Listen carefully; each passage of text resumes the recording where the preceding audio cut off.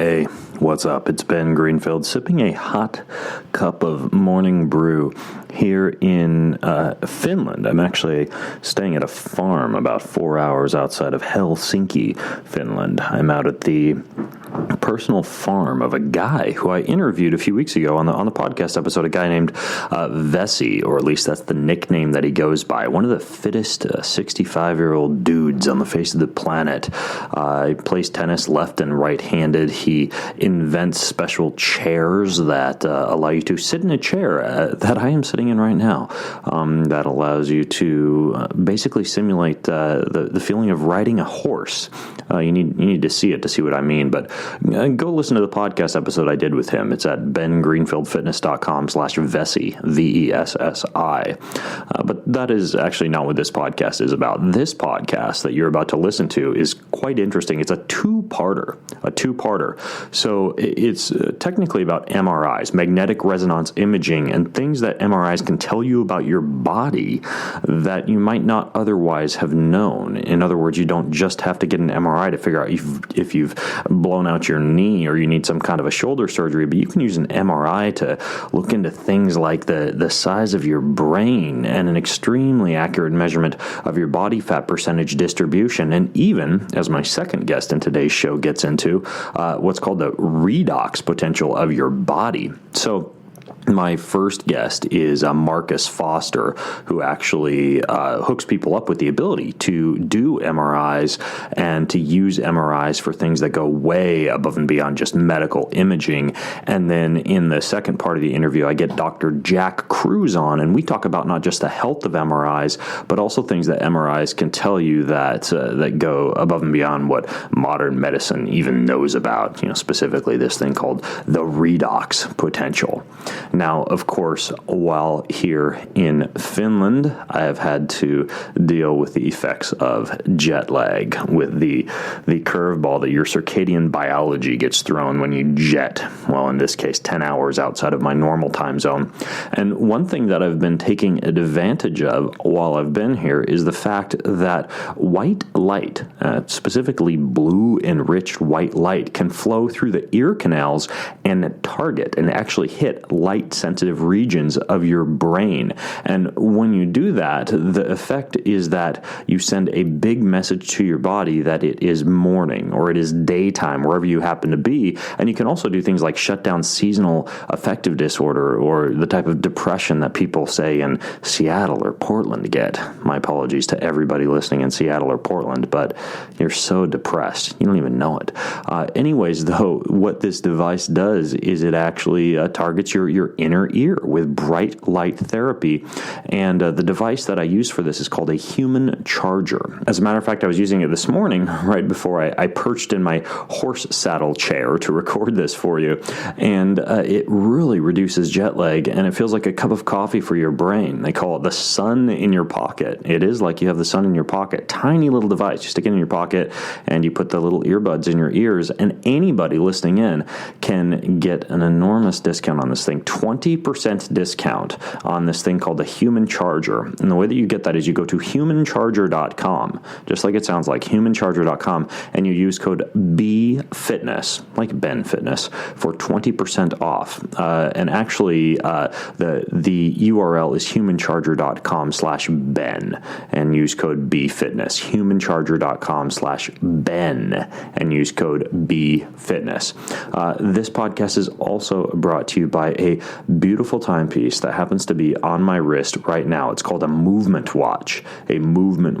And what it is it's a company that was started by two broke college kids, and they wanted to wear stylish watches, but they couldn't afford them. So they started their own watch company, and they cut out the middleman, and they deliver to you these classically designed, quality constructed, very minimalistically styled watches at a really, really good price.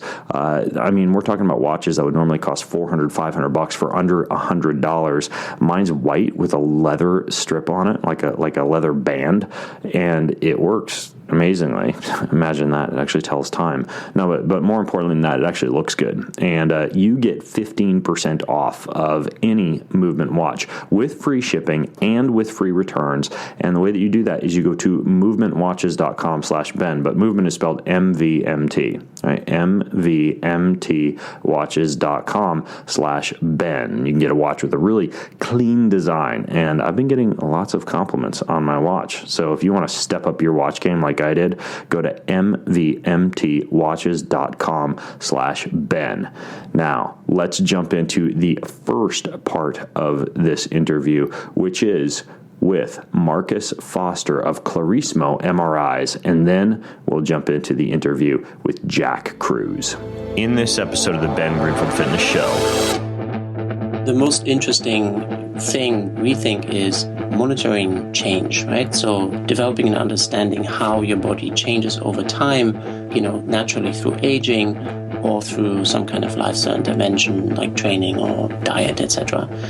I need to explain to them how the photoelectric effect works without using any fancy terms. And the simplest thing to do is to tell them to go drink their coffee in the morning on the porch. And I tell them to do it with no glasses on. I tell them to look in the direction of the sun. He's an expert in human performance and nutrition.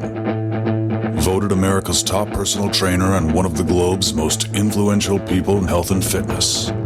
His show provides you with everything you need to optimize physical and mental performance. He is Ben Greenfield. Power, speed, mobility, balance. Whatever it is for you, that's the natural movement. Get out there. When you look at all the studies done, studies that have shown the greatest efficacy. All the information you need in one place, right here, right now, on the Ben Greenfield Fitness Podcast.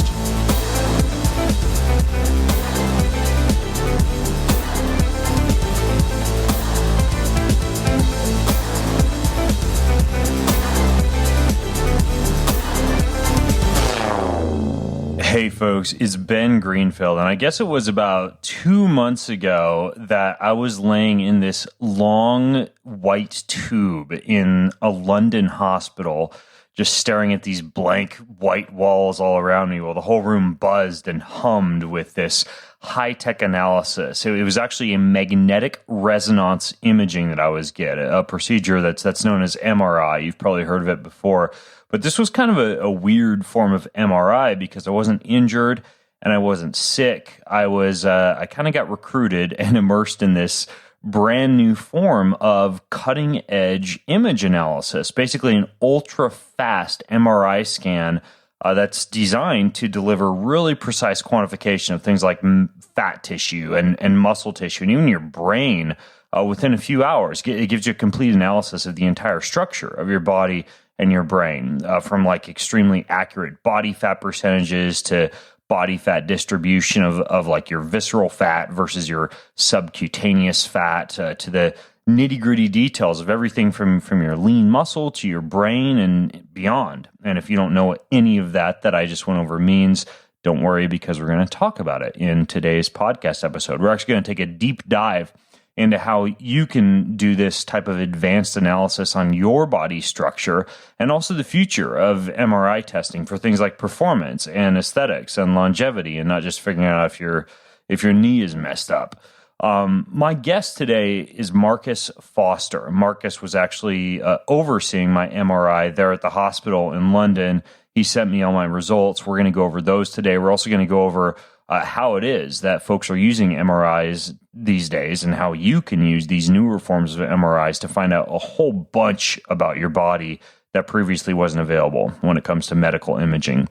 So Marcus has a really interesting story in terms of his career at Google and a whole bunch of accidents and issues that eventually led to him having a series of MRI scans and kind of delving into everything from CT scanning to MRI technology to all sorts of interesting things that ultimately led to him founding and starting this company called Klarismo, which is the company that went through and kind of did my MRI. And I have a ton of data that I want to share with you guys too, in addition to the show notes today. So as you sit back, or if you're an active person, as you walk, hunch over your bicycle, swim, whatever it is you're doing right now, know that you can access the show notes for everything you're about to hear over at bengreenfieldfitness.com/MRI. That's bengreenfieldfitness.com/MRI. So, Marcus, welcome to the show. Thanks, Ben. Thanks for having me on. Yeah, and if you're game, I'd like to start here, as long as this isn't too painful a point for you to begin with. I know that you kind of got started down this road while you were working at Google, and you had a pretty bad cycling crash. Is that correct? Yeah, so, I was working at Google, for many years. And in around 2010, I started commuting to work in London by bike, not every day, but occasionally, a 35-mile ride. And in November 2011, I was going down a road, you can imagine November weather in England, a bit gray, a bit wet. And, a car cut in front of me, and my rear wheel slid out, and I hit the road pretty hard at high speed. And I broke, 4 ribs on my right side and my right collarbone, and had a lot of very severe bruising on my right side. And as a result of that, then I went to hospital and had a CT scan done of my thorax. So, my rib cage, sort of from the neck down to, the bottom end of my ribs. And, that really was the thing that got this whole interest in medical imaging started. What do you mean? You were just like laying there on the CT scan and wondering how it worked, or were you as like a Google person? Because I know how you Google people think. Were you trying to figure out how you could use something like that technology for a greater good than just like seeing how messed up your body got after a cycling crash? Well, it was kind of a transformational experience because, I was naturally being curious. I requested the raw imaging data and then spent a lot of time trying to figure out how to actually, open these images because it, comes in this cryptic DICOM format, which is, really, really bizarre. And, once I managed to look at the imagery and then started playing around with some 3D visualizations of that data. So having kind of a 3D model of, my body in this area, I was just blown away by how amazing this looked, to some extent, how beautiful it was, but also how much there was to see that I didn't know about, how different, bones hang together, what some of these organs are that are, floating around there in my abdominal cavity that I've never heard of. And so this was just extremely fascinating to me. Now, for people who don't know the difference, can you go into what would be a CT scan versus an MRI scan? Right. So a CT scan basically is a, series of X-rays. So where basically an X-ray machine takes a lot of very close together through a plane, usually, an axial plane, meaning, through a cross-section of your body. And then you can stitch that together and you get sort of a 3D representation. Now, X-rays obviously produce ionizing radiation. So, they are it's very well established that there are a lot of health risks as a result of that radiation. And so CT scans are considered, pretty bad. You shouldn't have them for fun. There needs to be a very serious medical issue that justifies, exposing your body. Right. Just because it's like, well, I know with radiation's cumulative exposure over the course of a lifetime, it's like walking through the airport scanner isn't necessarily that big of an issue. But if you travel all the time, doing it hundreds of times a year, it kind of adds up, right? Exactly right. And so, the CT scan is a really pretty massive dose of radiation. Now, the MRI, in contrast, how is that exactly producing an image of your body? So the MRI basically uses a magnetic field and then modulates variations to that magnetic field, and then it measures how the protons in your body kind of respond to that. So in an MRI, you create a very high static magnetic field that aligns all the polarity of all the protons in your water molecules in your body in a direction along that field, and then you send in radio frequency pulses that cause these protons to change their spin, to oscillate, basically. And then you measure, how fast they recover from that oscillation into their original position. And from that, you can infer certain things about the tissues that they're bound in. Okay. So, and that creates kind of contrast. So from what I understand, like an MRI in most cases would be used for something like really, really detailed evaluation of soft tissue, like fat tissue or muscle tissue. Is that correct? Yeah. So typically, in an MRIs, very simplistically, MRIs are better for soft tissues because they can produce more contrast there, whereas a CT scan really just measures density of tissue in terms of how good it is at absorbing, the X-ray radiation.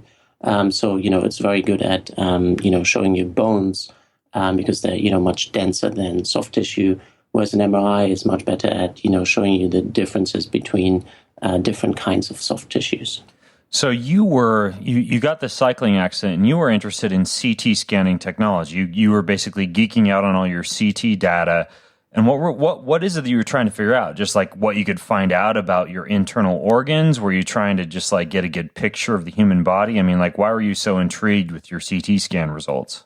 Well, I had this imagery now of, a part of my body. And, my first thought was, wow, this is amazing. How can I, get a scan of my leg or, other parts of my body that, I didn't have imagery for. So I could build like a whole representation of myself because I wanted to know what all these other parts of my body looked like. And of course, came quickly to the realization that the only way to do that would be, to break every bone in my body. So, I would have a justification to get a scan. And this obviously, seemed like a not very scalable way to do this.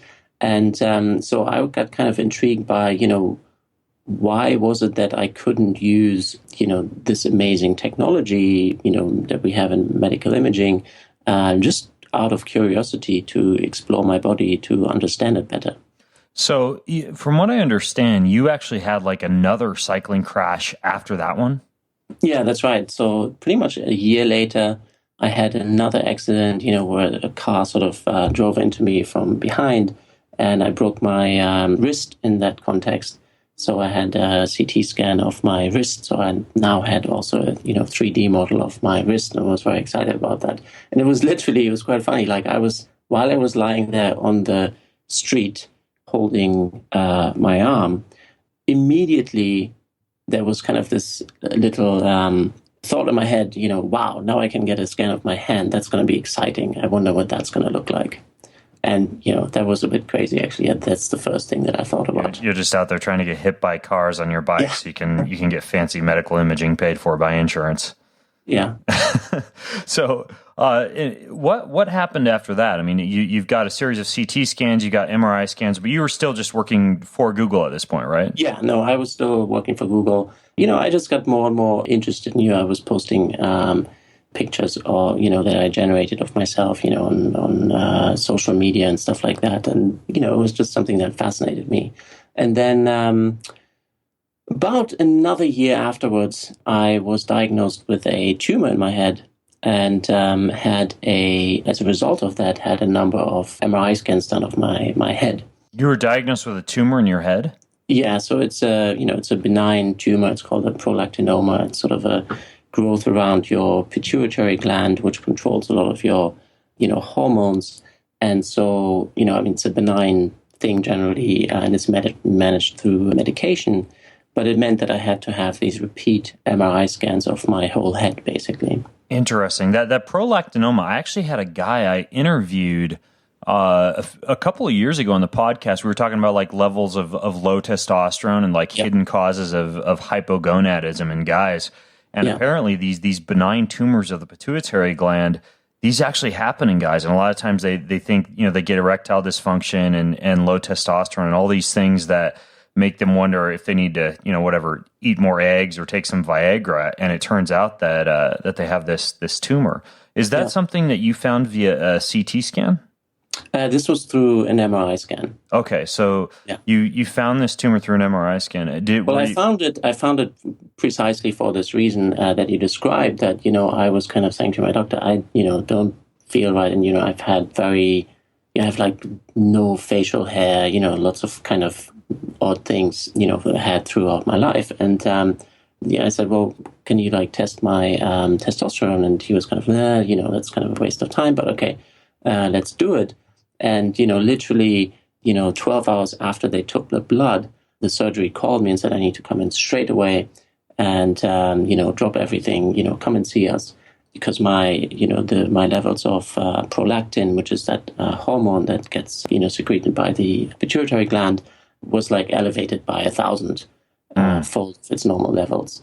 And so it was, pretty clear that it had a very, very large prolactinoma. So if people, if guys are listening and they want to know if they had something like a prolactinoma, they could actually first, before doing something like an MRI, for example, of the head, they could just check their blood work to see if they have really, really high levels of prolactin. Yeah, that's right. Okay. So that's a very, very defining measurement. Gotcha. Okay, interesting. So you found that you had this prolactinoma, and then what happened? Yeah, so, again, I was excited about getting more scans of different parts of my body. Of course. And naturally. And in particular, with these scans of my head, what was very obvious to me was that from a medical perspective, from a diagnostic perspective, the radiologist who analyzes the imagery is really only interested in this tiny little gray blob, which is this tumor, and it was like 2 centimeters across. Mm-hmm. And, that's the only piece of the image that's of any interest to them. And all the other stuff that's visible in those scans, my brain, all the different structures in the brain, your eyeballs and what they look like inside, massive nasal cavity that you have, like all these other different things going on in your head, they were just mind-blowing to me to look at, but of course from a diagnostic perspective of no interest whatsoever. So there's this kind of discrepancy in the value that you can, derive from the imagery between what's interesting for the medical profession and what might be interesting for you as a patient or a consumer. And so this is kind of how we started trying to figure out whether there are ways that we can, use this imagery to create something of value to people that they will find interesting that is not diagnostic. So that's when you actually left Google and started a company that was just designed to do MRI scans. That's right, yeah. Okay, gotcha. Now, what exactly did you do when you started a company for MRI scanning? Did you have to develop a new form of MRI technology? Did you develop the actual hardware or a special form of software, or what exactly happened in the development of this company, Klarismo? Right. So, we started the company really with the idea of, we want to make the technology more accessible to people for, non-diagnostic purposes, to create sort of a more casual way to interact with this, amazing technology. Because as I like to provocatively say, it's one of the most amazing inventions that mankind has ever made, but, it's wasted on detecting cancer because that's such a niche use case, really. So, we use standard MRI machines that you can find in any, medical imaging facility where they have an MRI scanner. And we devised a, proprietary protocol to acquire the images. So that's basically the way you program the scanner to run different kinds of sequences and magnetic pulses, etc., to produce a certain set of data. And so we developed this protocol to do whole body acquisition of data, specifically focused on differentiating fat and muscle tissue. And then we build a lot of software in the back end that then automatically reassembles all these pieces of the body and automatically segments and quantifies the different tissues that we're interested in. So muscle tissue and fat tissue mostly, but now increasingly also organs. So a normal MRI wouldn't actually give you that type of soft tissue detail? Well, it could if you run the right sequence, but the actual, analysis, the segmentation, meaning, saying this bit is muscle and this bit is fat and this bit is, piece of the liver, that's something that would normally be done manually, typically, by a grad student sitting there, painting slices manually. Okay, so you can basically hack the software of an existing MRI machine with the actual programming that you've developed to be able to do a full body scan that differentiates between different types of fat, the amount of lean muscle, etc. Well, it's more that, we use we program the scanner with, normal parameters, but then we build software afterwards that analyzes and automatically does this segmentation on the data we get from the scanner. Okay, gotcha. One other quick thing I wanted to ask you before we kind of delve into my own results and use that as a way to explain what it is that people can find out about their bodies when doing an MRI like this. We talked about radiation, how CT scans obviously have issues when it comes to radiation. One other thing I know people will ask about is this idea behind non-native EMF, or the amount of EMF exposure that you get, similar to what you get from like a Wi-Fi or having your cell phone next to your head or whatever. Are there concerns with MRIs when it comes to non-native EMF or electrical pollution, so to speak? Yeah, so there is a certain amount of research into that subject. The results, or the general opinion at this point, is that it is safe technology. There are there are basically three types of fields that you're exposed to. There's this high static field that I talked about, which generally is considered not any significant risk. There is the gradient magnetic field, which is a different field that changes very fast to create certain changes in the tissues that it examines. And so there's maybe some concern around like these fast changes might be a little bit more dangerous than the static field. And then there is the radio frequency pulses that are being sent in. Again, there's no evidence whatsoever, that this has any actual impact on changing the physical structure of any tissues. Okay, got it. One of the reasons that I bring this up, by the way, to interrupt you, is one of my friends, Dr. Jack Kruse. He's a neurosurgeon who looks quite a bit into like the magnetic potential of the human body, and recommends the use of these like Magnetico sleep mats that you sleep on, and also recommends you're very careful with EMFs. I know he actually is a fan of MRIs for determining what he calls the resonance frequency of the body, and I have no clue what exactly it is that he's looking at. I didn't have a chance to talk with him prior to interviewing you, but he'll actually use MRIs to determine whether or not the body is, I guess, messed up more or less from like a magnetic standpoint, or whether or not the body is not carrying a specific charge. Are you familiar with any of these type of issues in terms of like using an MRI to like delve into the actual electric potential of the human body?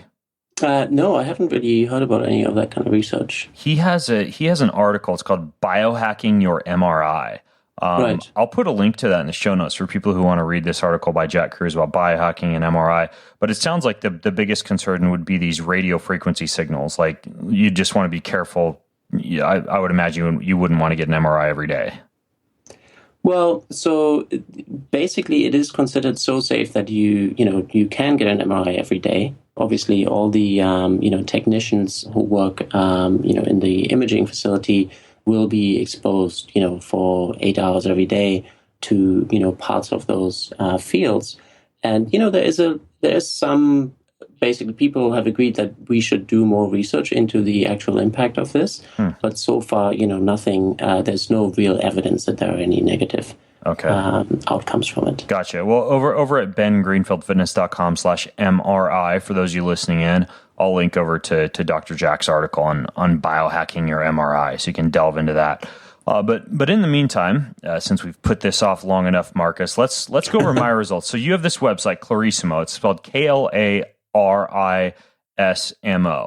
And within a few days after you had done that scan on me at the hospital in London, you sent over my results, and I've actually got them pulled up in front of me. I also have them uploaded to the show notes for anybody who just wants to see basically what I look like completely naked in an MRI scanner. Don't worry, it is a cartoon rendering. It is not actually me naked.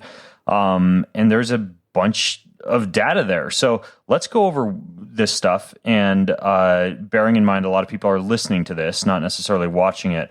What kind of stuff can you glean from this data that you've sent over to me? Right. So, our overall goal was always to, make it both informative, but also interesting and, visually engaging for people to look at. The stuff that always fascinated me at the beginning was really seeing my body from this completely new perspective. And as I said, for me, that was kind of a transformational experience. The analogy I always like to use is with, going to space. Most people, if you ask them if they wanted to go to space, and you could guarantee their safety, they would say, sure, of course I want to go to space, even though there's no real utility. It's not like you have some business up there and need to pick something up, or there's a meeting you need to go to in space. You just go because, you know that it will be a very exciting experience. That moon rock that you promised your kid. Yeah, exactly. And so, so a lot of what we deliver was really around, visualizing your body in a way that you haven't seen it before. Now, with your results and, a couple of other people that we've scanned, they're special, as I mentioned earlier, in that you are not like most of the other people that we've scanned. As you probably know, you're pretty fit and lean.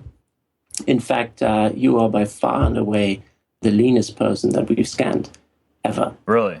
And, that actually caused a few problems for our algorithms, in terms of the segmentation. And so, with some of your results, they don't look quite as exciting as, they might look for somebody who is more, let's say, normal in terms of their body composition. And that's why I sent you. So I'm the freak of nature that broke the machine.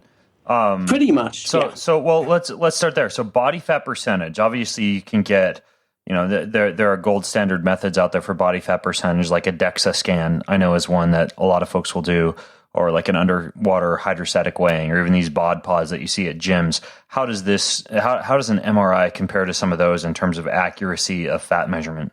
Yeah. So all of these things call themselves the gold standard. The truth is they're not compared to an MRI scan.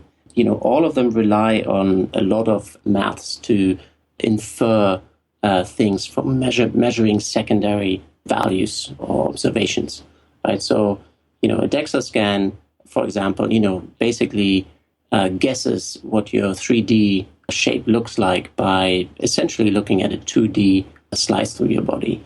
So obviously there's a lot of assumptions being made.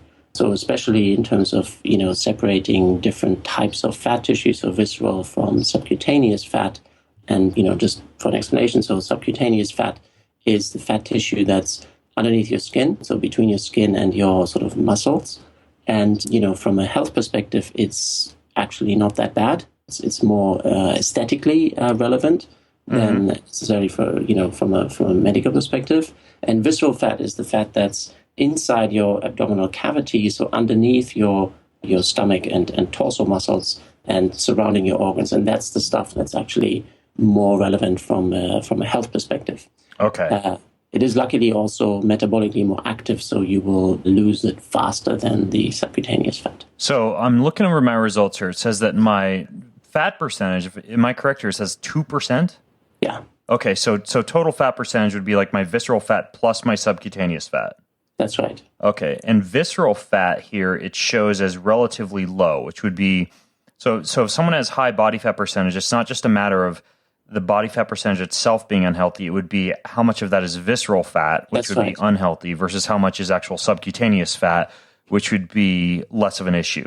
That's right. Aside from it perhaps being, an aesthetic issue, like if you want to look ripped and you're welcome to the gun show t-shirt, you might want to have lower levels of subcutaneous fat in your arms, but ultimately it's the visceral fat. Now this says I have 0.08 liters of visceral fat. It's kind of funny. It says that's the equivalent to 0.2 cans of soda. So it's basically nothing. Okay. I mean, like I said, it's by far and away the least we've ever measured in anybody. You see, so the reason we give people this body fat percentage is so they have some kind of reference versus these other methodologies like DEXA and, bod pod and all of these. And, so you can kind of compare it to what you might get on another reading. But really the thing we're trying to push is for people to understand that really visceral fat is the thing that they should be most interested in. Okay. Because that's the stuff that actually matters. Gotcha. Okay, so next, you also scanned my head and my brain, and I see there's actually some data here on my results. Like it says my brain is 5% smaller than Einstein's and 49% smaller than an average male Klarismo user. What is that? Like, is there a correlation between brain volume and intelligence? Is this something I should be worried about, that my brain is small?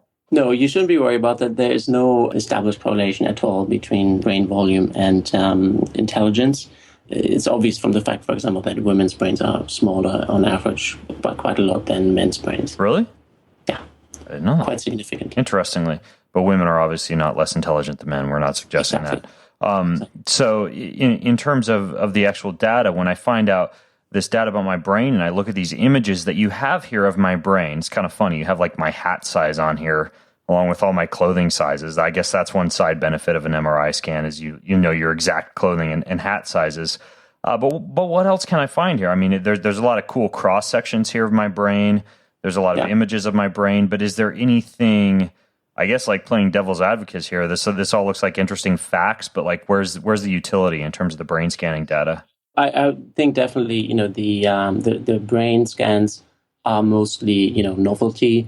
There's no real utility in this. So one area where we, have been thinking about developing this is there's been a lot of research around how, you can grow your gray matter, for example, by, using sort of mindful practices like meditation, etc. So that could be something that people might want to monitor. That could be something that people might want in engaging in that kind of behavior. So related to what you're talking about with the gray matter, I'm looking over my brain data here. So when I'm looking at the picture of my brain that you have on this MRI scan, can you actually look directly at the gray matter and see whether or not that's like they say, for example, that you can grow the gray matter of your brain through specific brain training exercises, or that you could potentially shrink it through the overuse of something like marijuana, for example. Where here on my data can I actually see the gray matter itself? That isn't so we have that, but that isn't actually exposed yet. We haven't put that on your profile. Okay. So this is something that you're constantly. This actually looks a lot different than it did when I logged in like a month ago. But you're kind of like adding, I guess, like features to this online software that shows the MRI as you build. Yeah. Okay. Gotcha. So brain volume, pretty much all we can figure out is how our head looks, what size hat we should get, and whether or not our brain is bigger or smaller than the average population. We can't actually look at gray matter quite yet. Not quite yet. I mean, we have the data. We just haven't, created sort of visualizations for it yet. When do you think you're going to be able to do that? Probably soon. Okay. We've been modeling it for quite a while. Okay, gotcha. Now, muscle. You also have muscle. Mm-hmm. I'm looking at all the pictures. It's so freaky to just like see my whole body like laid bare like this and chopped up section by section. What can you derive from muscle? So, fat shows you the difference between like visceral and subcutaneous fat. What kind of differentiations can we see here with regards to muscle or muscle imbalances or anything like that? Yeah, so, muscle, we do volumetric measurement of a few different groups. So basically your torso muscles, which is, everything we get from shoulders down to, your abdomen. Then your thigh muscles, where we at the moment group together your glutes and quads and hamstrings all into one chunk. Lower leg muscles, and then the iliopsoas, which is sort of a muscle that runs along your spine, and these are mostly for measuring and tracking changes, right? Because people like to grow muscles, by doing squats or whatever, and this is something that we can track here very nicely. And of course, we can also expose imbalances to a certain degree for people, who have maybe recovering from injury or other things like that. So what about like fast twitch versus slow twitch muscle? Can you see that? We can't see that at the moment. We have started, there's been some research into using MRI to do that. And we have been experimenting with ways to basically analyze that. There is I can't remember exactly how it's worked, but there is a certain particle that you can look for, and it indicates, the balance between fast and slow twitch muscles, type 1 and type 2. Okay, got it. So this is something, again, we're working on. I see here, for example, like my left thigh and my left calf actually are more muscular. They contain a higher amount I guess you guys quantify it in liters. I have a total of 31.92 liters of muscle in my body, but like my left calf is 1.8 liters and my right calf is 1.76 liters. Have you come across any research or any data that shows that would be related to like, some type of muscular imbalance? I mean, is there anything that one can glean from this liter of muscle data? Well, I mean, that's quite a small difference, right? And so if you're right-handed, are you? I am. Yeah, so then, you will most likely jump more with your left leg. So you would expect your left leg to be a little bit more developed than your right leg on, a tiny little bit. But these are very, very small differences. Gotcha. Okay, got it. Now, what else can you get from this data? Walk me through anything else interesting that would perhaps make people want to rush out and get an MRI or find some utility in this type of data. Yeah, so like I said earlier, your scan is a bit different, and the experience, I think, for you is a bit different than for many other people. One thing that we can do, and that's for most people extremely exciting, is strip back the subcutaneous fat layer and reveal, the muscle structure underneath. Now, for somebody like you who has, basically no subcutaneous fat to speak of, this is not that different what we can show you because it's kind of the same thing that you see when you look in the mirror. But if, somebody who, has an extra, 10, 15, 20 pounds, on their body, for them, suddenly they will look very, very different in this image. And that's why I sent you a comparison earlier so you can kind of see how different the experience might be for somebody who is maybe not quite as lean as you are. So, for that kind of scenario, we can basically show you, what you could look like, if you lost some of that fat. There's this, hidden Superman, underneath your fat layer waiting to jump out. And, that's been... Everybody has a six-pack abs somewhere underneath that subcutaneous somewhere fat. Underneath you have a six-pack. It's just a question of setting it free. Mm-hmm. Interesting. Okay, so as far as the data that will show the difference between visceral and subcutaneous fat, that sounds to me like it's one of the more valuable pieces of data, as is like tracking your muscle as your muscle grows, as your muscle changes, and then potentially seeing how your brain is responding in terms of not just the growth of the brain itself, but also the change in the amount of gray matter.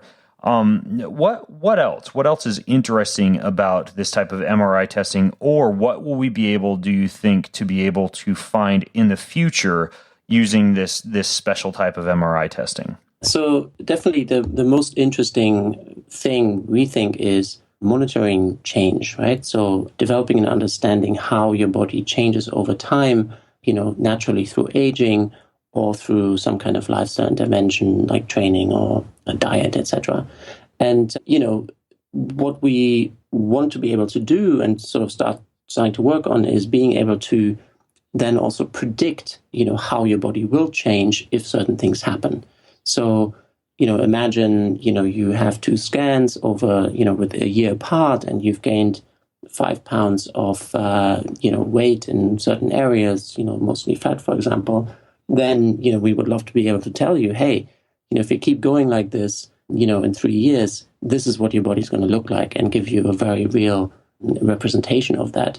Or alternatively, if you wanted to, lose 20 pounds through, endurance exercise, then this is, what your body would look like at the end of that. This is a realistic goal of how you are going to develop over a certain period of time. Or, if you started cycling 100 miles. Oh, really? Miles, so you can forecast data that would show, for example, if I lose my fat at X rate of percentage, that I would look like this 6 months from now. That's the thing that we want to get to, yes. Interesting. So you could actually see what you'd look like skinny if you were fat, or what you'd look like more lean if you were, say, wanting to compete in a bodybuilding show. You could see like what your body is going to look like down the road, like how it's going to develop. Exactly, right? Because we basically create like a full 3D model of your body, and then we can analyze these vectors of change, how your body changes, as a result to a certain kind of stimulus, and then predict, where they will go if you, keep at it, for a certain period of time. And we get that from collecting a bunch of data from other people about, how their bodies are changing. And it looks like, so I have access to all my raw data. I actually uploaded, it's like 300 megabytes worth of raw data. Now, returning to like what I was mentioning regarding, for example, like Dr. Jack Kruse, he says that MRIs have a ton of atomic data in them, and that if you know what to look for, you could actually be able to see the 3D atomic structure of different molecules in your body and know what, for example, your redox potential is, like your actual ability to be able to have a certain amount of negative ions or a certain amount of positive ions, et cetera. In terms of the actual raw data, could I download this raw data and pretty much send it to anybody who's an expert at looking at an MRI, and they can delve anything they want out of this data? Like is there more than just like the fat and the muscle and the brain visualization that one could theoretically glean from this stuff? Sure. The raw data basically is, just to backtrack, when you talk about raw data in MRI scanning, that's usually, the physicists at least refer to it as, the actual data readouts, sort of in before the bunch of Fourier transforms and things have been done to it, and before it's been reconstructed in the imagery that you normally look at. The data that you can download is the data that as it has been reconstructed by the console software on the scanner itself already. So it's not the raw complex data that you read out, but it is also before we have reassembled it, right? So the data that if you download it, it's not going to be, one scan of your body. It's going to be a bunch of different chunks that overlap in some places. And so, yes, you could look at them and look for other things. But it's pretty messy if you just look at it like this. But I would be able to find like the positive and the negative charge within specific sections of tissue. You should be able to. I think, the thing caution there is, the resolution of the whole body scan is only about 3 by 3 by 3 millimeters. So, it's not really, they're relatively coarse tissue samples. Gotcha. So is this stuff covered by insurance, or is this just a huge chunk of change? I know with me, we did it as kind of like a guinea pig analysis of Ben, so we could talk about it on the podcast. But how much can people be expected to spend on something like this?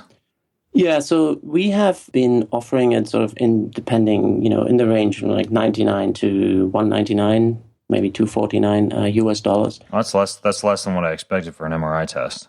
Yeah, so we try to do it for as cheaply as possible.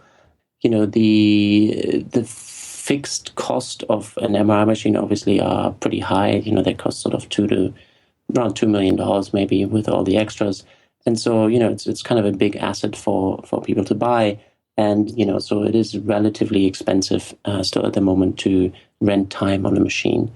Even though the incremental costs of doing additional scans are very, very low. And where can people actually get this done? Is it just in London right now?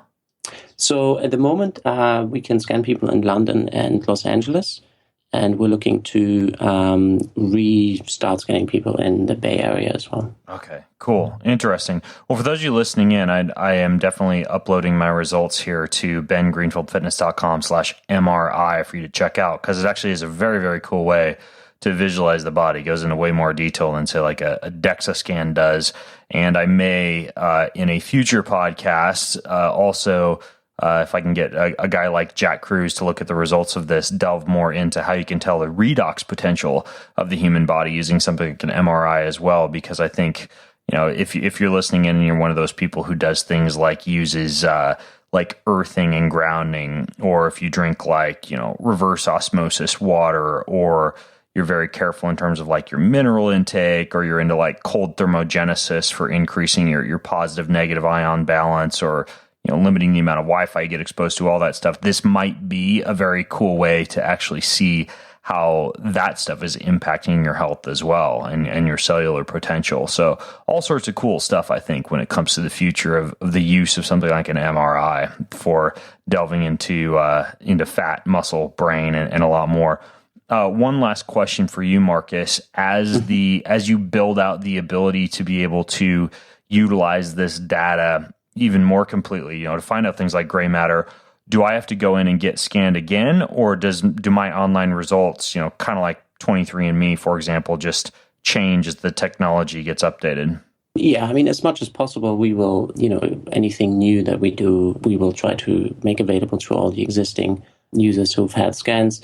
Of course, there may be new acquisitions that we want to develop. So we're looking at like liver fat, for example, where you would need to have another scan. Oh yeah, that's kind of cool. And it looks like you guys have a pretty huge team of physicians and investors on board. I'm just looking at your website and the About Us section. So it looks like you've got quite a few folks working on this, and I'm going to stay tuned to see where this stuff goes in the future, because I think being able to visualize your body, for everything from longevity to anti-aging to weight loss to muscle gain to everything else we've talked about, I think it's pretty cool. And I'd encourage folks, just for sheer entertainment value, to go and download my raw data, and I'll put in the show notes for this over at bengreenfieldfitness.com/MRI, all the little pieces of software you can use on a Mac or a Windows or a Linux to actually view the raw data. So you can check all that out and much more, along with the Klarismo website. So Marcus, thanks so much for coming on the call today and sharing this stuff with us, man. Yeah, sure. No problem. Thanks for having me. Cool. All right, well, folks. Well, this is Ben Greenfield and Marcus Foster from Klarismo. That's Klarismo, signing out from bengreenfieldfitness.com. Be sure to leave your questions, your comments, your feedback, anything else you want to add in over in the show notes at bengreenfieldfitness.com/MRI, and have a healthy week.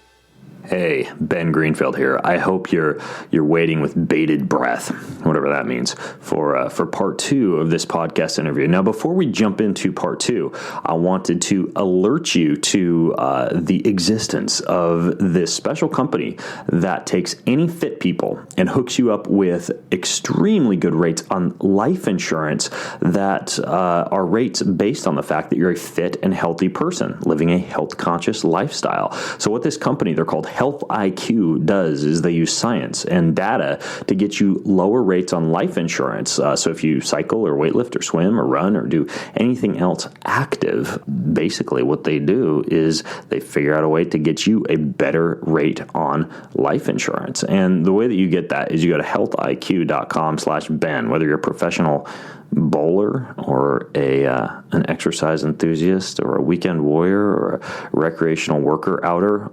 Anybody who's physically active can learn more about life insurance and get slamming deals on life insurance by going to healthiq.com/Ben. That's healthiq.com/Ben. And also, speaking of being active, this podcast is also brought to you by something that allows you to decompress your spine, to drain and get lymph fluid flowing through your body, to increase the amount of oxygen, literally train the capillaries that feed your head and make them more capable of bringing oxygen to your brain. And this is, you may have guessed it, inversion, and specifically this table called a teeter, T-E-E-T-E-R, a teeter inversion table. So they're like the Cadillac of inversion tables. They allow you to hang and do 29 different stretches and movements in this digital guide that comes along with your inversion table, way beyond just gravity boot sit-ups and swaying side to side. A lot of really cool moves you can do on this thing. They have like lumbar decompression. They've got acupressure knobs that hit special spots on your spine. Super relaxing, super way to get smarter because you get more blood vessels to your brain. And they've got a really good offer for anybody who listens to this show. You get their teeter inversion table and all their bonus accessories like the acupressure knobs and all that jazz, and a free pair of gravity boots. So you don't even need your table. You can invert at home or take the boots with you to the gym or on an airplane. And to get all that stuff, you get a savings of over $138. You go to getteeter.com/Ben. That's get, G-E-T, teeter, Teeter.com/Ben. That also gets you free shipping. That also gets you a 60-day money-back guarantee. That also gets you free returns. It's all over at getteeter.com/Ben. All right, let's jump into the interview with Dr. Jack Kruse.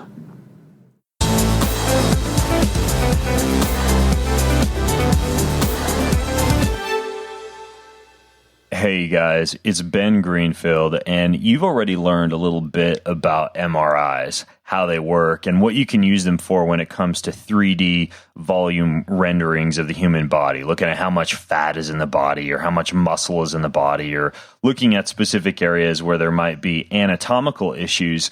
But what we haven't talked about is how an MRI can be used for something most people frankly don't know in terms of this way to measure something else in the human body, something called the redox potential of the body. And if you haven't heard of the word redox, or you aren't familiar with the term redox potential, then you are going to be enlightened today.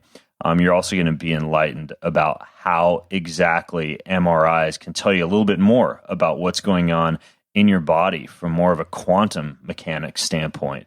And my guest today is really one of the world's leading experts when it comes to enhancing not just your neurological function, but your body's entire electric potential using everything from biohacks to self-quantification tools like an MRI. His name is Dr. Jack Kruse. He's been on the show before to talk about, for example, things like cold thermogenesis and things like enhancing neural function and vagal nerve tone and the autonomic nervous system. But today, we're going to delve into something that he also happens to know quite a bit about, which is how to use an MRI to actually get information about the body that you can't get from other places. He's a neurosurgeon. He's the CEO of Optimized Life. You can check out his website at jackkruse.com, one of the best blogs that exists, as long as you don't mind your head hurting when you read stuff. So, Jack, welcome to the show, man. Hey, what's up, Ben? How are you? I am well. I'm well. And you're down in Mississippi right now, right? Correct. And the heat. It's pretty Nice. warm here for early November. Nice. Yeah, everything's frosted over here, and the snow is actually beginning to fall up in the mountains. So we've got a little bit different scenario up here in the Northwest. But this whole deal with MRIs, man. Before we delve into MRIs in general, can you explain what the redox potential actually is? What redox means? Yeah, well, I think we probably should give a little background, kind of where this all came from. I wrote a blog post about 2 years ago, but why I wrote it was probably more important because it gets to this issue about redox potential. I was giving a talk at a biohacker event that actually Ben was at, and we had a Q&A afterwards, and I had actually a radiologist in the group around me make a comment while I was talking to a medical student that he did not believe that I could tell the redox potential from reading MRIs. And you know, Ben, when you're talking to people at a Q&A, especially at an event, you don't have time to sit down and discuss, quantum physics and actually how it's possible. But I made a promise to the medical student who was there that I would, when I got home from Pasadena, that I would do that. So that's what I did. I wrote how to biohack your MRI. And it was I think it was the Redox 2 blog, because I had already written a Redox 1 blog.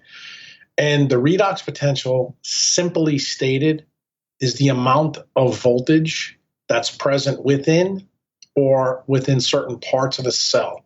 The easiest way to understand it, the more electrons you have, the better or higher your redox potential will be. Okay. The more protons you have, the lower your redox potential will be. And we can decipher not only amongst labs.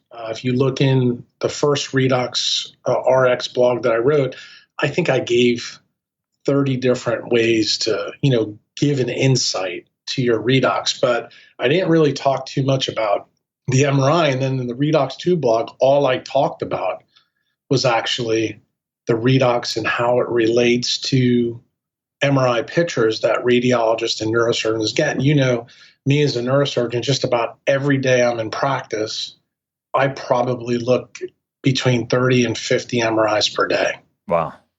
So for me, I would actually say I'm one of the unusual people. I find the redox potential readings of films are more accurate for me than they really are looking at people's labs. Now, obviously, you get even better when you have the ability to take the labs and the MRI together. And with people that are in my clinic, who I see for a variety of different issues, I'm able to do that.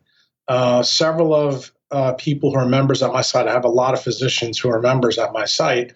I've actually invited them down here to my clinic, down in New Orleans and Mississippi, to actually learn how to understand how to read the redox potential off films. And several of those guys, have made comments about that, that it's not as hard as you think if you know what to look for. And Ben went, I guess, the extra step about 3 months ago. He had somebody do a full body MRI on him. And next thing you know, I got an email and Ben said, please read this and tell me kind of what you think about me. And it's probably been 2 or 3 months before we could connect to get on to do this.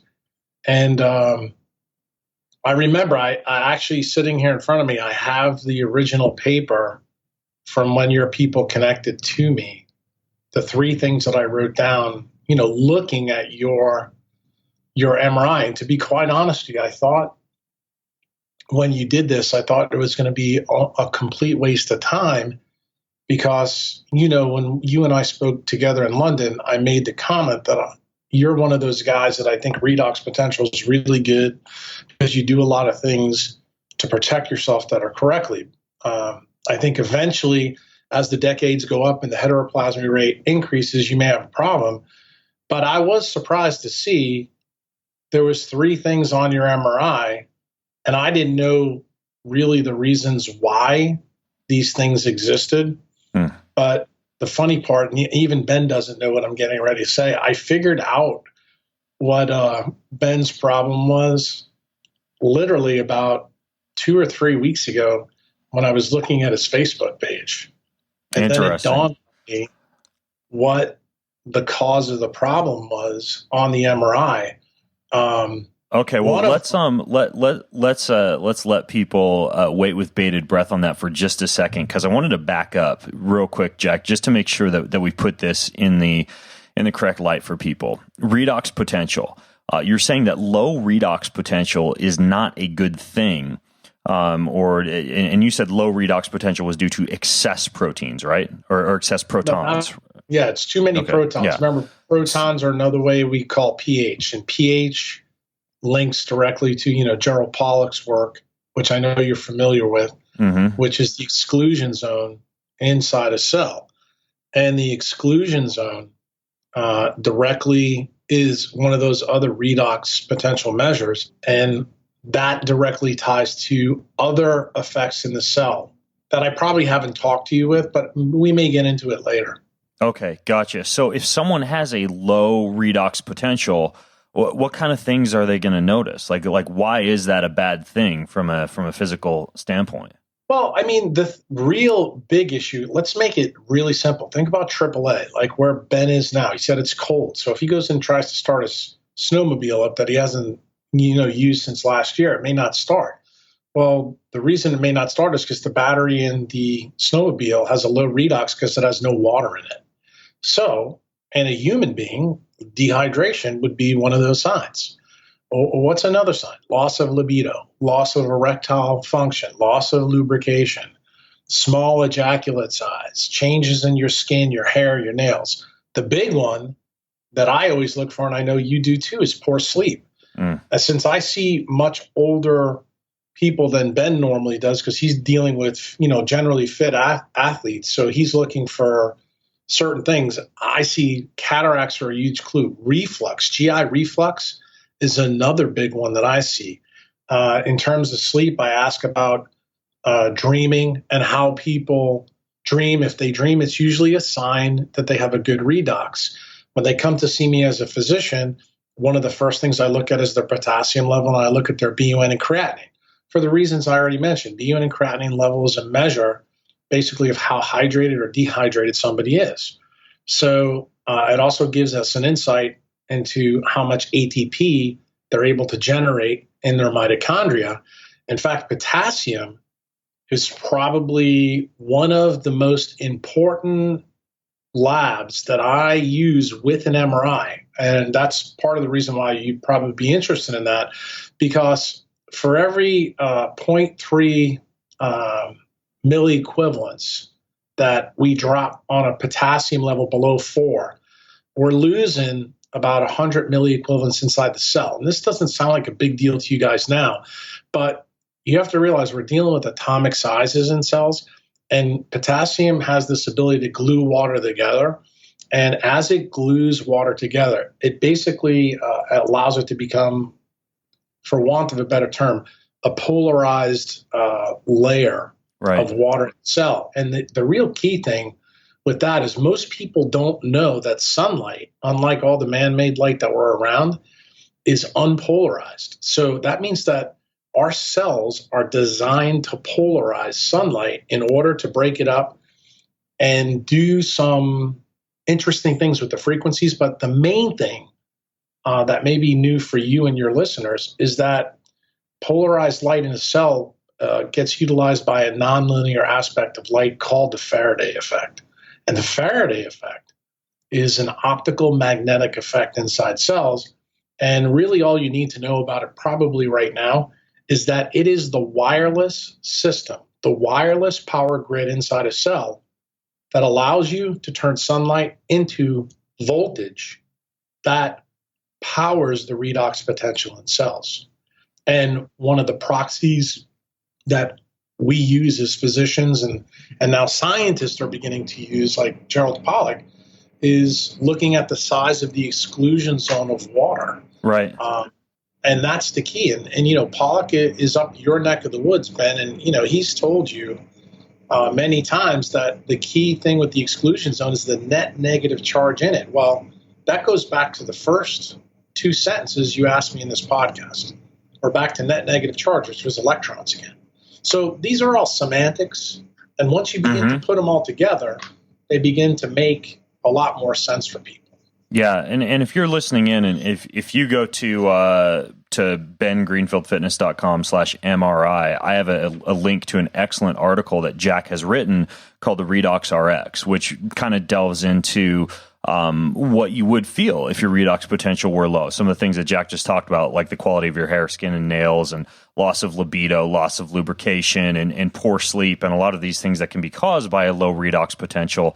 And in that article, Jack gets into, you know, things that can be clues, right? Like low heart rate variability, or low levels of pulse, or low levels of blood oxygenation, right? Like low pulse oximetry, and a lot of these other things. But the MRI, of course, comes up there as I guess, you know, kind of like a more advanced or targeted way to look at what one's redox potential is. So with that being said, Jack, let's go ahead and jump into to what you noted on my MRI. What was it that you found that leapt out at you? Well, there was 3 things that I wrote down on the piece of paper after I reviewed it.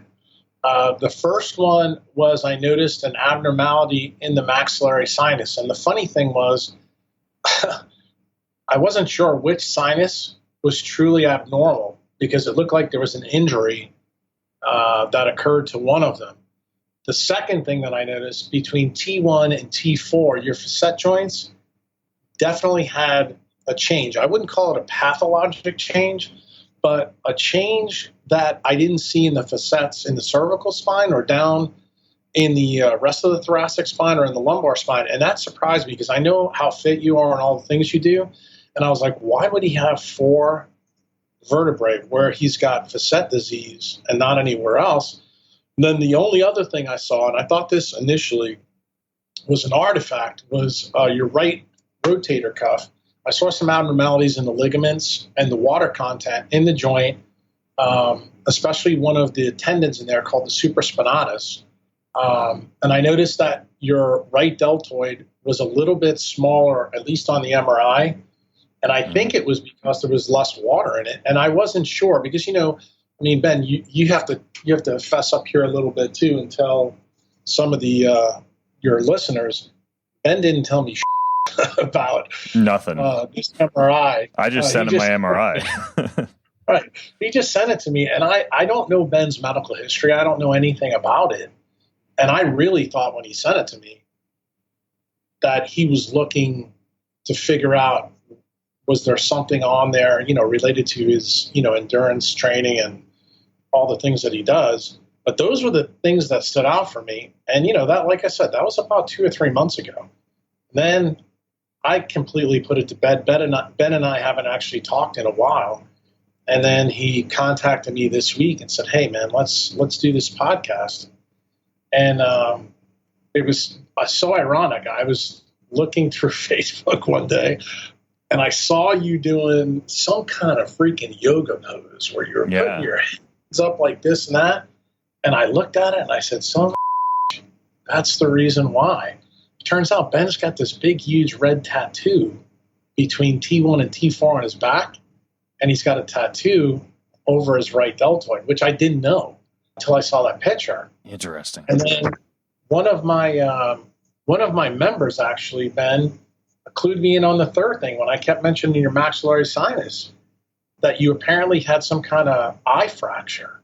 I did. I got my eye broken kickboxing a few months ago, leading up to that MRI. I got what's called an orbital fracture, where it's pretty common. You get hit in the eye, and it essentially like breaks that little sinus passage between the eye and the sinus or the nasal cavity.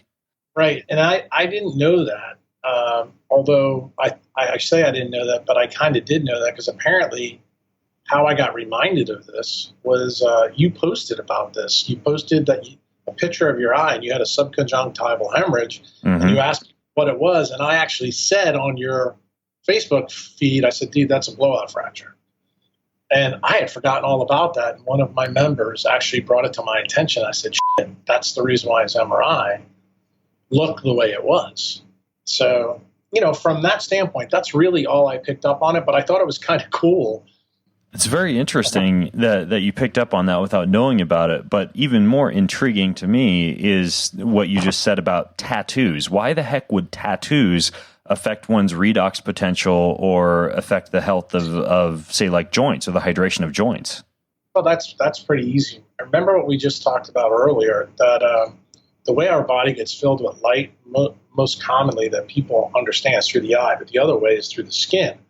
And, we go back to, Chinese medicine. They always talk about meridians and things like that for acupuncture. Well, it turns out, if you read some of the latest research on biophotons, is that it's now become pretty clear that the other way that the human body focuses a lot of its light energy is through the meridian system. And that basically is another synonym for the collagen system in the body. And most physicians know, and I hopefully most of your readers know, that collagen's piezoelectric. What does that mean? It means when you rub it, it releases a DC electric current. So where does that DC electric current come from? It comes from sunlight. And that gets to the gist of what I mentioned earlier in this podcast about how the Faraday effect works to polarize sunlight to turn it into different forms of energy that we use. The Faraday effect is not actually how we turn sunlight into a DC electric current.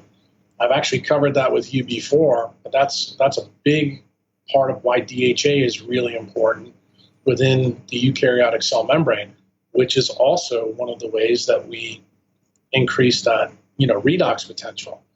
The key thing is that sunlight, when you get a tattoo on your skin, it's in your epidermis, it's loaded with transition metals. Transition metals are a part of the periodic table. Okay. And I think the one that the most is iron, because people get iron. Mars is rusty. Your tattoo is red, and I didn't realize that. Well, red ink uses high levels of iron oxides, so that means that the amount of sunlight that you can assimilate over that part of your body is much reduced. So if it's reduced, that means the cells deep to that surface their mitochondria will not be able to generate the normal voltages that you see, and for example, in humans, that voltage is about minus 400 millivolts, at cytochrome 1, then it goes all the way up distally. So the end result in a guy like you, where you have this tattoo, is that you'll see some evidence of early onset bone disease. And the reason why it was stark in your case is because, when I see a regular Joe in my clinic, they're going to have the same type of disease up and down their spine. Yours was focal. And I was like, the thing I thought of, I remember when I originally looked at the picture, I said, well, maybe Ben got hurt in one of his Tough Mudder races, or, doing something that you do. Right. And the shoulder thing didn't even dawn on me, because I just assumed, considering I know what you do, you probably jacked your shoulder up somewhere along the path. And then when I saw it, I was like, yeah. And I saw the picture. When I realized you were using red, I was like, that's interesting. And, the thing about tattooing that people don't know, and I see this a lot, you'd be very surprised, because, in your generation, especially with women, they get these tramp stamps. And believe it or not, we see pictures, their MRI, where you can see a lot of the metal artifacts in the skin.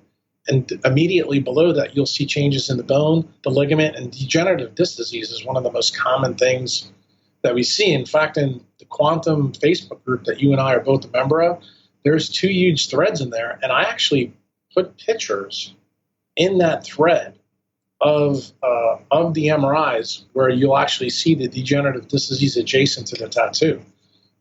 So it's not an uncommon thing for me to see. But the thing is, I didn't know that you had that, because when you and I have ever been around, I don't think I've ever seen you without your shirt on. Yeah, we don't get naked together a lot. So, yeah, that's really interesting. That's the reason why I didn't put 2 and 2 together when you sent me the MRI probably 3 months ago. But, seeing it now, it makes sense. And what people need to realize is that our skin is a giant solar panel. It actually, I call it an accessory solar panel for the brain and the heart, because that's where we bury our mitochondria. And as you know, the redox potential really is associated with our mitochondrial voltage. Mm-hmm. And for those of you who don't know, mitochondria have tremendous voltages in them. In fact, if you were to do the mathematics and measure it out, because we're talking about small little areas, since the cell membrane, the outer and inner mitochondrial membrane, are only about 4 to 6 nanometers thick, that means the charge that's normally on a healthy mitochondria is 30 million volts. So just for those of you who don't know what 30 million volts is, that's the same type of voltage that you find in a bolt of lightning. And that's in one mitochondria. Realize that different cells have different amounts of mitochondria, but brain cells and heart cells have the most. But on average, and I'm giving you averages here, because there's differences, 30% of the dry weight of a cell is mitochondria. So that tells you that our body is designed to harness huge amounts of photoelectric power in a cell, and we hide it in different areas. We've already talked about cell membranes. DHA is important in turning, that electric current into a DC electric current during the day. It goes away at night. The Faraday effect has different effects, but the key thing is, where do we bury most of our charge? We bury it in cell water, we bury it in cell membranes, and then the big one is actually in the mitochondrial matrix, which is where all the hydrogen and protons are. And that's kind of where, when you listen to solution-based ancestral and paleobiochemists, they focus their attention on that, and I don't focus my attention on that, because to me, that's it completely takes the solid state part of biochemistry away, and that's really the biggest part. Gotcha. Really allows you to understand kind of what's going on inside a cell. Gotcha. Well, Jack, I've heard you talk a lot and write a lot about ways to improve the redox potential. And there are many things that I do that I've taken straight to heart and implement in my life from what you've written, such as frequent exposure to sunlight and limitation of artificial blue light. The use of infrared therapy, the use of cold thermogenesis, drinking good, clean, structured water, that's filtered as well, and has minerals added to it. I'll even use things like pulsed electromagnetic field therapy and grounding and earthing and things like that, along with ketosis. I've heard you talk about a lot of these things, but as far as when you look over an MRI, like mine, and you see issues that have come up, like the ones that you've highlighted, are there other things that you recommend for me or for folks listening in to improve redox potential? Things that you think fly under the radar, things that you think people should know about? Well, I mean, you have to realize for your guys listening to this, what I would tell a performance athlete group, I would probably focus in on things radically different than I would do with my patients. And that's the difference, because you have to remember, I have a little bit more context with them when they're in front of me. I've got, their demographics, their history. I know what they do. I know if they spend their lives predominantly indoors. And I have to tell you, most people I see, the number one issue is that they live an indoor existence. They're covered with clothes. They never see a sunrise and they never see a sunset. So really the story for them is I need to explain to them how the photoelectric effect works without using any fancy terms. And the simplest thing to do is to tell them to go drink their coffee in the morning on the porch. And I tell them to do it with no glasses on. I tell them to look in the direction of the sun, just like the Sphinx. And why am I telling them about the Sphinx? It's something that most people know. They also know that the Sphinx is pointed to the east. All four of the Sphinx's extremities are on the ground. So I always tell them when you go outside, try to do it with no shoes on. If you can do it with as least clothes on as possible, big benefit. And the morning is really, really important. The water issue is probably the easiest one, at least for me down here. I just tell them I want them to move from a municipal water system that's fluoridated to one that's either spring water, or we'll talk to them about springs around here because we have quite a few.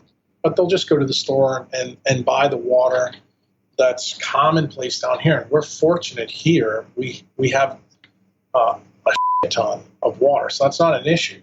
The bigger one, and I usually don't talk about this with my patients when I see their MRI, because I have to tell you, Ben, the thing that really makes the biggest impact on my patients is when you're sitting down with me and I have these discussions. Like, you guys hear me on podcasts, but you're not with me in a clinical situation. When I'm showing you your MRI and I'm pointing out that, hey, look, you're 26 years old, and the reason I'm channeling this is because it happened yesterday with a 26-year-old. You got fat replacement in your bone marrow. You got fat replacement in your muscles. You're supposed to be skeletally mature at this time, meaning your bones and your ligaments, your discs, everything's supposed to be optimized. Well, why is this screwed up in you? The reason why the MRI is extremely important for patients is I can give them a visual and auditory sense while I'm talking to them and explain to them that these represent proton shadow casts. And I don't use that term with them, but they're proton shadow casts that tell me what the magnetic fields that they exist in are really all about. And I explained to him, for example, the kid yesterday, I told him how cigarette smoking and dip actually could have led to this. I also explained to him how using his cell phone, and one of the interesting things in his case, he put the cell phone right in his back pocket, and it was one of these new 5G phones. So I explained to him how that worked, and he was totally freaked out. It also didn't help that he also worked for the power company. So he had a lot of reasons to come see me for degenerative disc disease at 26 years old, but none of them he realized. And the interesting thing is the first question that I asked him, because his mom and his wife and new baby were in there, and it just killed me when I saw it because the baby had the iPhone in front of him, and I was more freaked out about the baby watching the damn phone. But I said to him, I said, just tell me, how well do you sleep? And this was literally, every time I go in to see a patient, I make sure that my nurse puts the MRI up on the computer screen, and I always tell her to tell them, let them look at it. And it was funny, when I walked in the room, his mom was actually really studying the MRI. So I said to her, tell me, what do you see? And she goes, I don't know. She goes, but I'm hoping you're going to be able to tell us. And I did. And I spent literally, because they were the last patient of the day yesterday, I spent almost 45 minutes. I went over the UVEX glasses. I went over the stuff we talked about with his skin. But the number one thing that I focused in on, Ben, was his demographics. I wanted to know where he lived. I wanted to know a little bit about his grandmother, a little bit about his mother. And I was lucky in his case because mom was there so I could ask her. And when I explained to her that I wanted to know about the mitochondria she gave her son to explain why he's got diseases of aging at 26 years old, I was able to completely come up with a coherent plan that I physically wrote out on a piece of paper and said, these are the things I want you to do. And your listeners and you may be really interested in this. You know, you come to see a nurse, or automatically you assume, okay, He's going to operate on us. He's going to put us in conservative therapy. We're going to use PT. We're going to do this. We're going to do that. Ben, nothing that I gave this guy is going to cost him more than $100. He doesn't have to do PT. He's got to do things that I want him to do for the next 2 weeks. The other thing that I made a prediction off the MRI, and I can share it with you guys because it's actually germane to what we're talking about. When I saw the fat replacement in his bone and his muscle at his age, I knew immediately his vitamin D level sucked. And immediately his wife and his mom said, there's no way, because he works outside. He's a lineman for the power station. And I'm like, and I stopped them both right there. I said, let me ask you a question. When he came out of your vagina, did he have these clothes on? And she looked at me like, I never thought about that. I said, that's the point. And then I said to her, since we live in a pretty rural area down here, I said, do you know any other wild animal that comes out of its mother's vagina with that T-shirt and thing on? And she didn't. She says no. And I said, and then I pointed out the window of the clinic, and I said, see that tree there? If me and you went to Home Depot right now and we bought a tree and put it in your backyard and we put a tarp over it, would it grow? She goes, no. And I said, see, you got that immediately. But what you didn't get is that even though your son has an outdoor job, he's not getting any sun. And this is when the kid stepped up to the plate and said something very interesting to me. He said, Doc, this is really funny. He goes, when I first started listening to you, I thought this was all a bunch of horse. He goes, but when I feel best? He goes, when I'm riding my motorcycle and take my shirt off. And I just went, And these are the things, Ben, that when you're a clinician, especially when you're a quantum clinician, that's why seeing patients for me is, I love it. I absolutely love it. And the crazy thing is I didn't make any money off this guy at all. But do I know that I'm going to be able to change his life because we're going to be able to do things that are simple for him? So for him, one of the things that I did based on his MRI is I made sure that I got him a home TENS unit, one of these real small ones, because one of the things I'm really concerned about a home TENS unit, like the transcutaneous nerve stimulation? Right. And the reason why is because if you understand degenerative disc disease from an MRI, your brain up here, and I know you probably can see this picture, but people at home won't, because I'm touching my head. This is where most of your DC electric current comes from the sun. It's based in your brain, because that's where most of our DHA is. And we have two ligaments on the front and back of our spine that Ben can look at on his MRI after he gets done with me here. They're called the anterior and posterior longitudinal ligament. And I want you to think about them kind of like wires. Well, in between those two wires where your discs are. So when you lose that DC electric current, when you lose that redox power, you start to lose water in the disc, and the disc starts to shrink. So the analogy that I use with my patients, it's kind of like a gas shock in your pickup truck. If you take the gas out, you don't want to drive that car over a country road because it's going to be bumpy. Well, the same thing is true with your back. And I explained to them the only way you can recapture the water in there without me doing a fusion operation is to improve the redox potential in that ligament. The best way to do that is to use the meridians on your back. And I don't tell them about meridians. I just say, get a TENS unit, because what a TENS unit does, delivers negative charge. So the analogy that I use is I use AAA. I said, look, when you have a dead battery, can you jump it with AAA? And the answer is no, you can't, because the battery's dead. And I'm like, right, so I need you to start drinking more water. When you start drinking water, you're going to start peeing more. Then I want you to put the TENS on. I want you to keep doing it. What's going to happen, you're jumping the distal part of those two ligaments so that you can start retaining the water in it, and the disc can rehydrate, kind of like when you take a sponge and you put it in the water in your house to let it reflow. And since this kid was 26, his disease was completely reversible, but he needed to understand how to biohack. That's what we call it, but that's not what he calls it. How to biohack, how to rehydrate his discs. So basically in that 45 minutes, all the things I wrote out for him that I want him to do, he's going to do a biohack himself, and he's going to come back and see me in 2 weeks, and we're going to see how it goes. When he left with his family, they were kind of shocked. They were like, all of this stuff we can do, none of this is going to require surgery. You didn't even send us to PT. I said, no, I want you to do this first. There's things I may do based on how you do from there. But one of the big things with him is he had a big-time blue light exposure to the eyes. And the funny thing, he was 26, and both him and his wife, remember I told you about their daughter was on the cell phone, they both had myopia. And I explained to all three of them why they got myopia, because I told them, unlike when I was 26, I was always outside riding my bike. These guys are always on the phone constantly. And even his mom said, he goes, you can't get him off the TV at night when he comes home from work. And I was like, we need to talk about the UVEX glasses. Yep. And when I told him this, he says, let me get this straight. Blocking the blue light at night can actually improve my MRI and improve my back pain. And I'm like, absolutely. We see this all the time. It's probably the most common thing that I see in the clinic. And if it lasts long enough, it'll affect other parts of your body. And, I didn't bring up the terms, mitochondria and the stuff that, you and I talk about here. But you don't have to make this really difficult for a patient when you have an MRI film in front of them and you can actually show them and then tell them that the choices that they're making are actually what's causing this, and then give them a real little plan over 2 weeks so they get small clinical wins. So when they come back, they're like, okay, doc, I did it. I'm definitely better. What's the next step? And, this guy, since he was the first time I saw him, I actually gave him a little bit more than I normally would because he was very interested.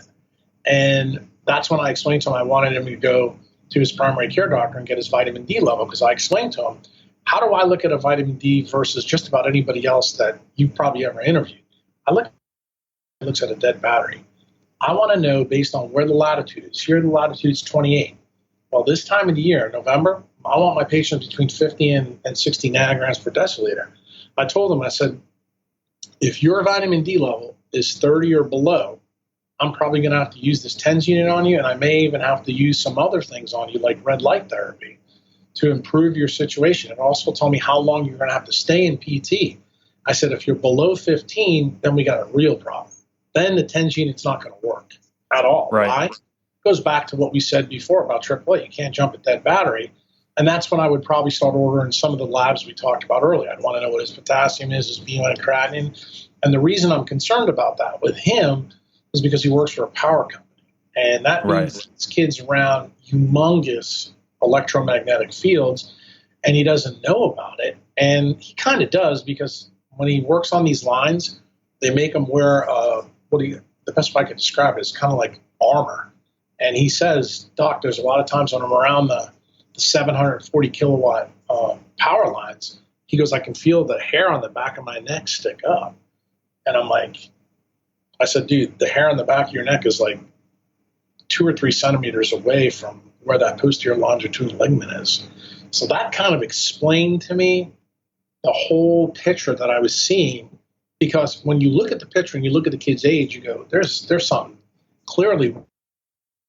Most spine surgeons would never ask the questions that I ask because they don't look at MRIs the way I look at them. They look at MRIs kind of the way people look at pictures when they go to the museum. I don't look at it like that. I look at those pictures really as a map of electrons and protons. And I'm looking to see why there's more protons in a certain area, and then I try to fit it together with the puzzle that the patient brings to me. And that's why Ben's biohack for me was kind of interesting, because he sent me the MRI and didn't give me any background story. But I guess the point for this podcast that's probably good, because you can confirm or deny what we saw in your MRI, I think was pretty accurate, having no information. Yeah, it certainly was. And, not only, it's very interesting, I know that sometimes when you go and you see whatever, like a tarot card reader, a lot of times they'll tell you things that are like self-fulfilling prophecies, like, oh, you had you had a harsh experience with love in your life. And you're like, well, yeah, I did. How'd you know that? And, in many cases, it's just because who hasn't? But, in a situation such as this, not only have I had my eye broken, but I've had a huge amount of rotator cuff issues on that right side, and thoracic spine mobility has also been a big issue for me. And, when I look over, for example, and again, I'll link to this. If those of you listening in, you go to bengreenfieldfitness.com/MRI. I'll link to Jack's articles on this. But when you look, Jack, at...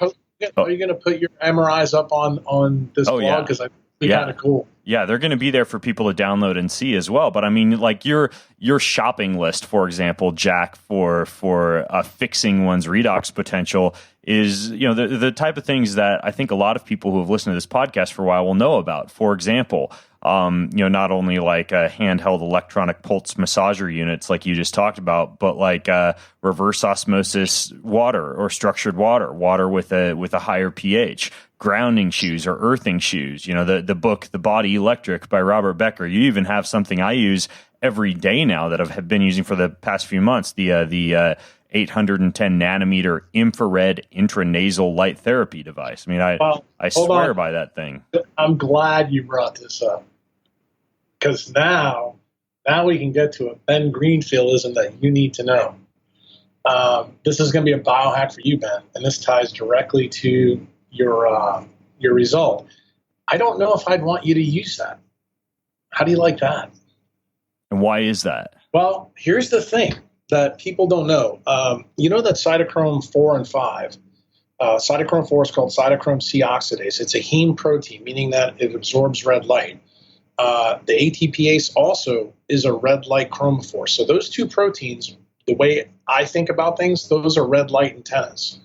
So you're putting this red light up your nose, and I just told you that one of your paranasal sinuses is abnormal. Here's what a lot of people don't know about nasal sinuses and nasal mucosa.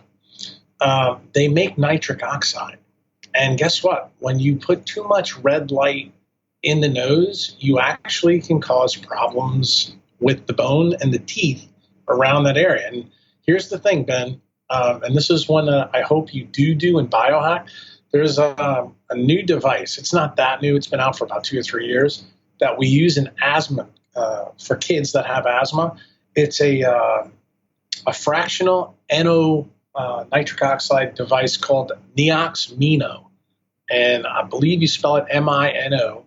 And you can buy it anywhere. I think it's built somewhere out close to you on the West Coast in Arizona. Basically what they have the kids do is they have them breathe into it. And if you have abnormal levels of nitric oxide, this thing is so accurate, it picks up 5 parts per billion. So when someone gets an injury in their aerodigestive system, in their paranasal sinuses, we look for that. And one of these really cool effects that people I think know about, but I've never heard anybody talk about it publicly, but we're going to talk about it now. You know, when you go out in the sun and you see really bright sunlight that has UV in it, people will start to sneeze. Right. Do you know what happens? Because the pulse of UV light stimulates the ciliary beat in all your paranasal sinuses because there's a huge pulse of nitric oxide that's built. And the reason why I'm telling you this is if you put red light in there, you may stimulate too much bone healing. See, one of the interesting things about nitric oxide with bone, and since I am a spine surgeon, I happen to know a shit ton about bone. Nitric oxide makes bone much stronger, much faster. So that's one of the ways that we can biohack our own patients when we have to do surgery on them. And you have to realize, Ben, where you had your orbital blowout fracture, you may not want a ton of bone because remember, the sinuses are designed to be air filled with air because you want to reduce the amount of the facial skeleton so that if it does get trauma, it collapses normally. So if you get too much bone formation there, you could actually cause a big-time rhinitis and some nasal polyps and things like that. So I would tell you, and I actually mentioned this, and I think in another podcast I did with Luke Story, that anybody who's had a previous deviated septum or nasal surgery or your kind of injury, I don't think, at least initially, I would use the red light until I knew that my nitric oxide levels in my expired air was okay. And that's where you'd use something like this Neox-Mino device. Exactly. And Gotcha. I know that you're doing a lot of hypoxic training and stuff. So this is kind of like a little toy that I think you would really like. And I know your injury was from a long time ago, so it's probably not an issue now. But it would be kind of interesting if you went back to the same MRI, say a year from now, when the bone's healed, and see, is there a thickness where the blowout fracture was or not? Because if you kept using the red light, I would tell you my prediction would be that you'd see much more bone formation right in that area. Interesting. Well, I'll link to that. I see that it appears to be something that would need to be prescribed by a physician, this Nioxamino medical device for measuring fractional exhaled nitric oxide. But it looks very interesting. I'll link to that over at bengreenfieldfitness.com/MRI if any of you want to check that out. Now we're running a little bit short on available time, and really, when it comes, for those of you listening in, to fixing your redox potential, not just biohacking your MRI, but fixing redox potential in general, Jack does have a really comprehensive article about this that I'm also going to link to if you go to bengreenfieldfitness.com/MRI. But Jack, in closing, are there any big messages that you would like to get out to people when it comes to their electric potential, things that you think fly under the radar, things that you've been looking into lately that you think people should know about that maybe you haven't had a chance to talk about? Well, I talk about sunlight a lot, but I would tell you I still think it's the easiest, simplest, cheapest way to improve your redox potential. And people, Ben, they're just not down on what they're not up on, and sunlight happens to be one of those things. And I'm just going to tell you, it's not just about the spectral density. It's actually about how sunlight changes from the time it rises to the time it sets. There's 3 variables, and you need to learn about those 3 variables because I think they're very important. And the other thing that I think you brought up really well is that you need to realize that the surfaces, one of the things that I teach my members about, that I made a prediction a long time ago that's really starting to come true, especially with the Nobel Prizes, which were just given, in October, that with time, it will be shown that our surfaces in our body are far more important than the biochemistry that happens below. And the reason why, what happens at the surface dictates the biochemistry at below. I think you need to begin to understand that. And for those of people who are listening to this who don't know anything about the 2 Nobel Prizes that I'm speaking of, Ben knows probably one of them pretty well and not so much on the other one. But the Nobel Prize for Medicine was given for autophagy and apoptosis just recently. And I think most people listening to this know about that. But what people don't know is the one that was given for physics was given for topology, something called topologic insulators.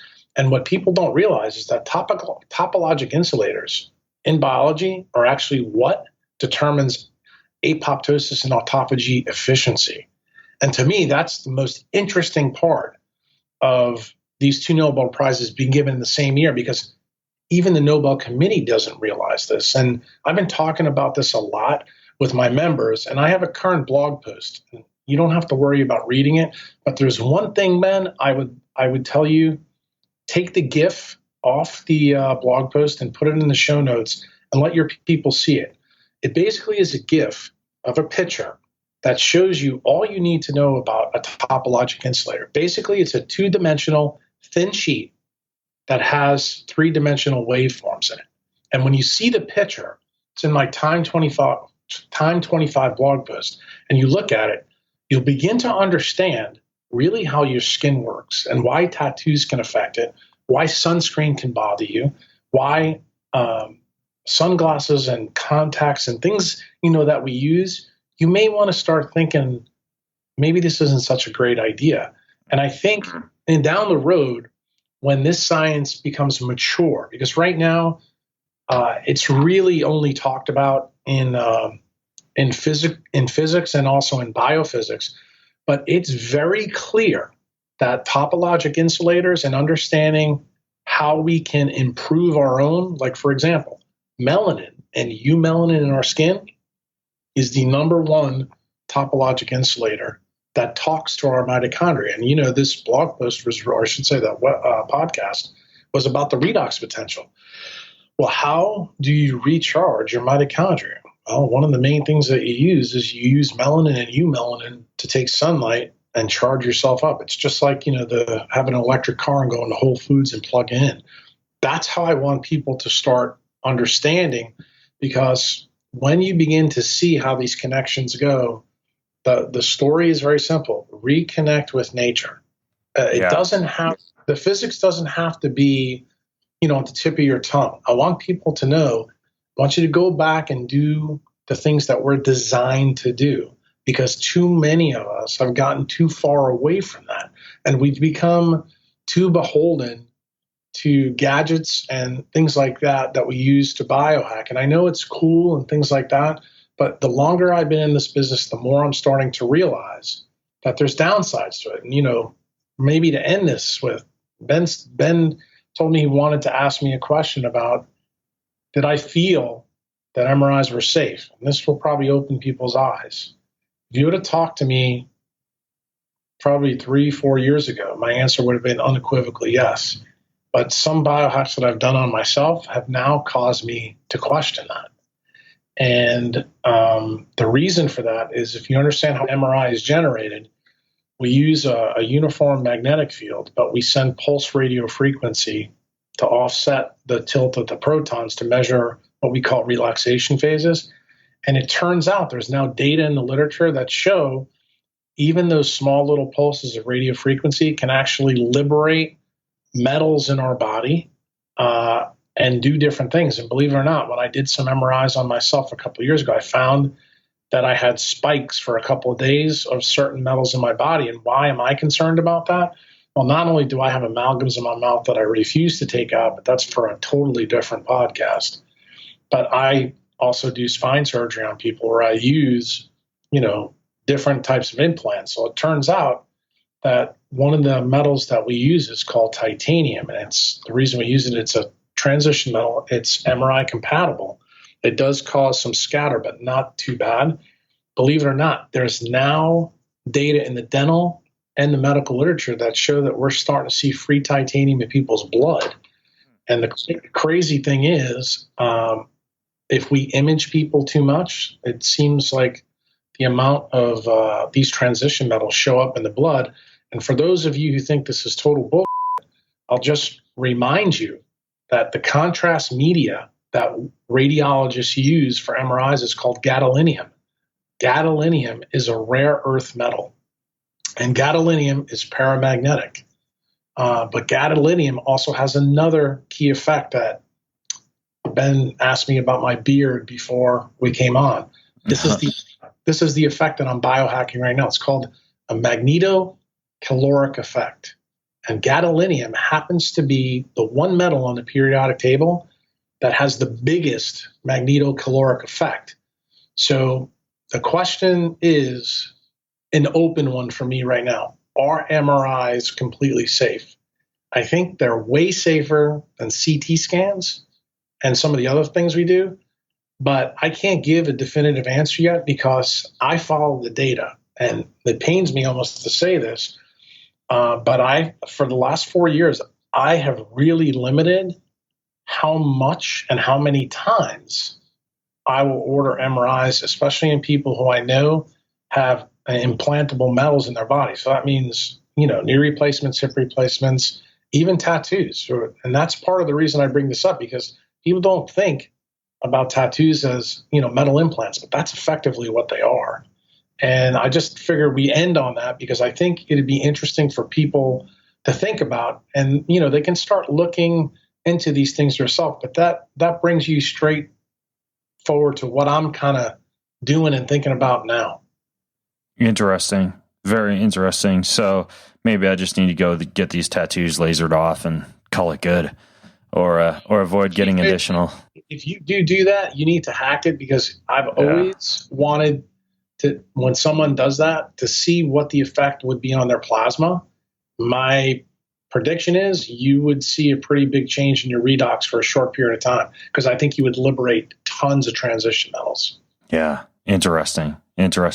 Well, this has certainly given me, and I'm sure a lot of other folks, quite a bit of pause for thought when it comes to everything from electric potential to sunlight exposure to tattoos and beyond. It makes me want to actually get outside and get in the sun right now, which is what I'm probably going to do as I eat lunch. So Jack, thanks for coming on the show. And I'm going to link to all the excellent articles that you've written on this stuff over at jackkruse.com, so folks can go explore that. And if you want access to the links in the show notes, just go to bengreenfieldfitness.com/MRI, where you can even download my MRI if you're really bored and just want to look at it. So Jack, thanks for coming on the show and sharing all this stuff with us, man. I appreciate it. All right. Take care. All right, folks. So this is Ben Greenfield and Jack Kruse signing out from bengreenfieldfitness.com. Have a healthy week. 3, You've been listening to the Ben Greenfield Fitness Podcast. Go to bengreenfieldfitness.com for even more cutting-edge fitness and performance advice.